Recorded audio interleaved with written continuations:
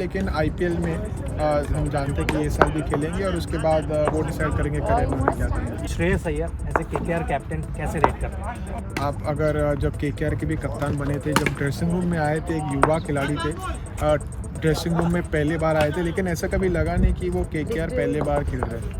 शुभमन गिल को रिटेन ना करने के लिए डिसीजन उस समय लिया था, शुभमन से भी बातचीत की थी। नमस्कार, आप देख रहे हैं न्यूज़ नेशन। आपके साथ मैं हूँ लक्ष्य।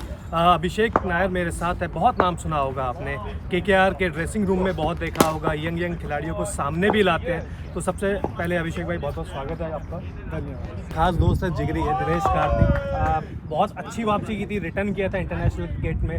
आपको लगता है कि अभी उनका टाइम हो गया या अभी और खेल सकते हैं वो, खासकर इंटरनेशनल? देखिए, मेरे ख्याल से शायद उनकी बात हुई थी मैनेजमेंट से कि वर्ल्ड कप तक उनकी सोच थी कि वो कोशिश करेंगे।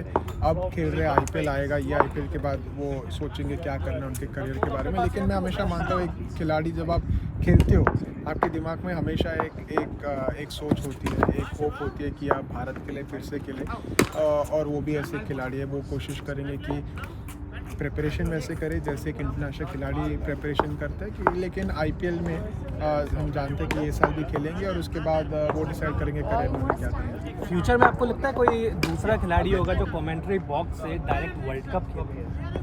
आसान नहीं होगा, क्योंकि अक्सर जब आप कमेंट्री बॉक्स से बैठते हो उसके बाद आपका सोच बदल जाता है। दिनेश कार्तिक थोड़े से अलग खिलाड़ी थे जो कमेंट्री कर रहे थे, और जब हमारी बातचीत हुई थी कि आगे हमें क्या करना है, क्या सोचना है, और जब हमने निर्णय लिया था कि वर्ल्ड कप खेलना है, तब मैं मानता हूँ कि वो कमिटमेंट देना कि आपको उस समय सोचना कि जब आप कमेंट्री कर रहे हो आपके परिवार को कम समय दे के बाकी का समय क्रिकेट को देना, वो एक जो सोच है वो हर खिलाड़ी में नहीं होती है। लेकिन मैं मानता हूँ एक स्पेशल अचीवमेंट थी, और अगर किसी खिलाड़ी को वो करना है, मैंने कह रहा हूँ कि नामुमकिन है, लेकिन सोच वैसी रखनी होगी कि आपको बाकी चीज़ साइडलाइन करके सिर्फ मात्र क्रिकेट और कमेंट्री पे ध्यान देना। आखिरी दो सवाल। Shreyas Iyer as a KKR captain कैसे रेट करते हैं? देखिए, मैं मानता हूँ जस्ट एज ए कैप्टन बेहतरीन कैप्टन है। खास करके हमने देखा था जब उसके पहले जब दिल्ली कैपिटल्स के साथ फाइनल खेले, जो टीम क्वालिफाई हुई नहीं थी काफ़ी सालों से, वो टीम को 2 बार क्वालिफाई करा के, एक बार फाइनल, एक बार थर्ड प्लेस कराया था। तो मेरे ख्याल से वो एक नेचुरल लीडर है।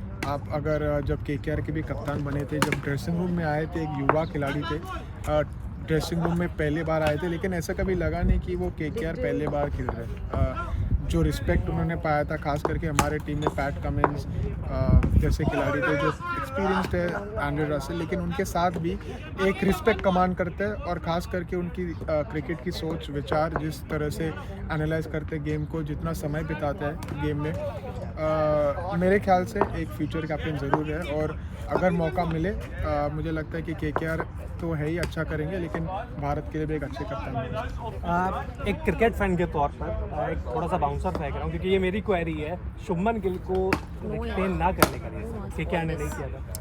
देखिए, कोई भी जब हम कोई भी डिसीजन लेते हैं उसमें काफ़ी कुछ सोच विचार होता है, और कभी कभी आपका सोच ये भी होता है कि आप ऑप्शन में वो प्लेयर को फिर से लेके आइए, और उस समय कहीं ना कहीं सोच ये भी होती है कि ऑप्शन में आप उन्हें कम पैसे में, क्योंकि आपके पास लिमिटेशन होती है। और अक्सर जब भी आप किसी प्लेयर को रिटेन करते हो या ना रिटेन करते हो, उसमें काफ़ी कुछ मैनेजमेंट का कॉल होता है, प्लेयर से भी बातचीत होती है, और एक अंडरस्टैंडिंग होती है जिसके बल पर आप वो डिसीजन लेते हैं। तो हमें लगता है कि हमने जो डिसीजन उस समय लिया था, शुभमन से भी बातचीत की थी, उनकी भी सोच दिमाग में रख के हमने वो डिसीजन ली थी। और मैं मानता हूँ कि हर डिसीजन आप समय के साथ ही पता चलता है कि सही या गलत है, लेकिन डिसीजन जब लेते हैं तब एक साथ इकट्ठे प्लेयर को